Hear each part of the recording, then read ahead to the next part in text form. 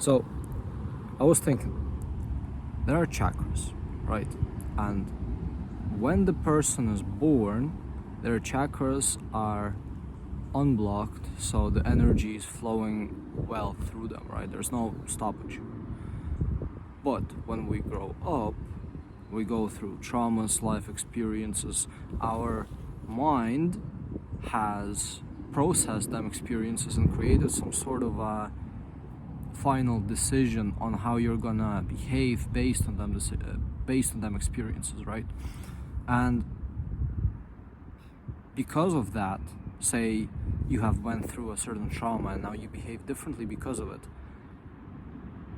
the energy is not flowing through your chakras in the same way, right? So our whole goal is to get rid of all that stuff and be able to just operate in presence, because when you operate in presence, that allows you to not think of past experiences, so you're just operating from like a neutral, right? And my main question is, what I'm really curious about, what I can't answer yet, is when we're born, are we predisposed to certain abilities, and like, are we predisposed to being able to transfer energy to certain chakras, or can we transfer more energy to certain chakras, or like, is there more flow towards them, or is there like a certain pattern in that? That's my question, because if we are, then it's not obviously only the traumas that we go through that blocks us from certain things, but also our predisposition, which obviously highlights that we as human individuals have certain strengths and weaknesses, and we should get rid of our weaknesses and play in our strengths. But why I even thought of that is because when I was sitting in the gym, I just came back from sauna, I was thinking that, say, some people can be much stronger in real life physically because their first chakra, it has much more energy. And obviously that made me think of, okay, is that, say somebody has bigger first chakra and more energy flow in there, is that because I have experienced certain trauma and I behave energetically in a different way to them, or are they just predisposed to having that chakra bigger or stronger, or there's more energy flow and that is their strength, their advantage, whereas my advantage is different, right?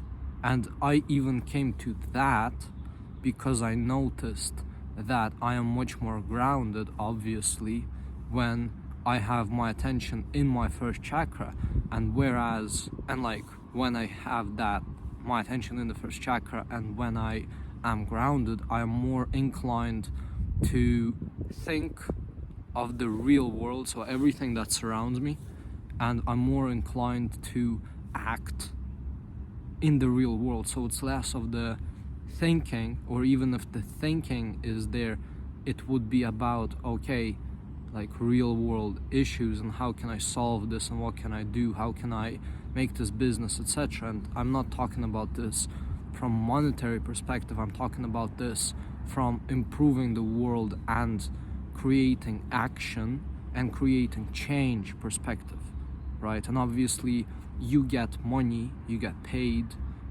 for, since money is energy, you get paid for doing some sort of action. And because everything is psychological and a lot of people live in their mind and through their emotions, business is also about, and money and energy is also about how you can convince somebody of whatever it is that you did, which is beneficial to the world, how important that is and how much that costs, right? But what I noticed when I was in the sauna is that when I can sit there and I can put my awareness in my first chakra, and then say when somebody came into the sauna and I wanted to say something, because I was in a high level of presence, I was able to notice that my energy, just a second before I say something to them, it drives up from my first chakra into my fourth or fifth chakra, which fifth chakra is about like talking and creativity and like giving out to the world in that type of sense, like music, art, whatever. Like, I really like to talk, but I never noticed that whenever I talk, I could like actually manipulate where my energy is in that moment. So I could, if I'm present enough, I could talk while my energy is in my first chakra, and I will be treated differently by individuals around me. And like, say that is my theory right now. I'm just kind of going off the flow right now. I haven't written any script for this, but my theory is that if, say, I am going to a business meeting, right, and I want to propose an idea for them, like, okay, I'm gonna give you some sort of an idea and then we can make a contract or whatever, I'm gonna give you a certain value and I'm gonna get paid for that. If that is happening and I'm talking out of my first chakra, second chakra, third chakra or whatever, I am taken much more seriously rather than if I'm speaking out of my fifth chakra. And the difference might not be, it probably is not only energetic, like how they perceive me, but it probably is also how I come across. So the things that I would say, if my energies in my fifth chakra are not based on the real world as much, because if I'm here, it's more about my creativity and my willingness to give and my willingness to create, rather than the whole business aspect that so many people who are businessmen who want to make money. Because business, first of all, it is still about making money, right? Because we operate on money, sadly, right? Well, we operate on energy and money is energy. But they would think differently of me, because when I would be speaking out of my first chakra, the ideas that I would give would be based on the real world, something that is more of their language, rather than if I'd be speaking out of my fifth chakra, which is not their language. So the whole idea of communication, and not only communication but doing other things with people, is to figure out what kind of energy I should put myself in, what kind of chakra I should be in right now to get the biggest result. Like, if I'm a painter and I go to a person who makes shoes, if I'm gonna be talking to him in terms like in colors, in different types of paint brushes, in different types of paint, he most likely won't care or understand me in my words. He would understand me to a certain extent if I understand how to explain myself and give my thoughts to him in a good way, but he wouldn't grasp the whole depth, right? Because I'm speaking in the terms of a painter, and only a different painter would understand him. And if that shoemaker speaks back,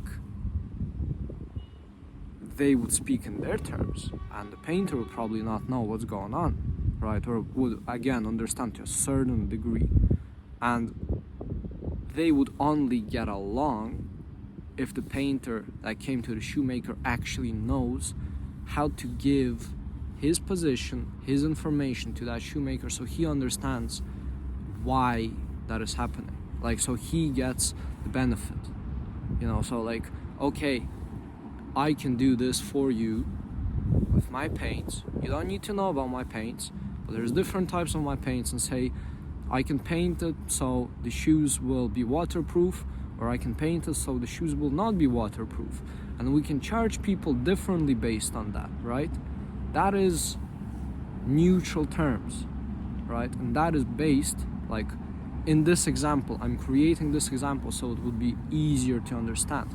That is based on where my energy is. So say if my energy would be in first chakra, I would speak in business terms trying to get on the same level as the other person, rather than just like, oh, I want to create and let me just speak about how great I am at creating, and that there's so many paintbrushes and oil and there's materials, and like, oh, it's so amazing, I'm so happy I can create. I'm probably exaggerating this, but the exaggeration here is what makes it more understandable to everybody else, especially people who haven't thought about chakras and energy as much. Like, this just came to me, I haven't thought about this before. Yeah, pretty sure I'm finished. Hope you liked the video. If you did, subscribe for more. Like. Peace.